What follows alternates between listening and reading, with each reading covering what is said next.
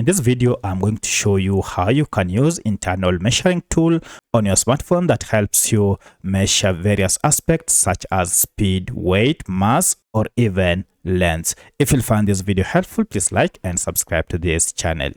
Alright, instead of downloading a third-party tool, we have this inbuilt in most of Android smartphone, and we can easily find this under our calculator. So if you go to calculator and tap on it, you can see we have this option for more tools.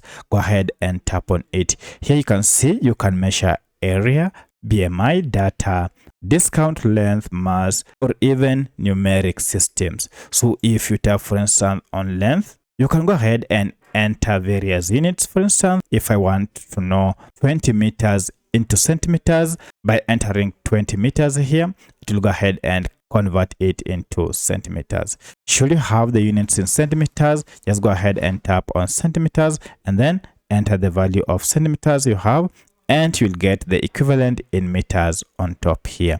You can also go ahead and change the units by just tapping on the drop down next to it, and here you can choose any unit that you wish, and this will go ahead and convert that unit into another unit of your choice.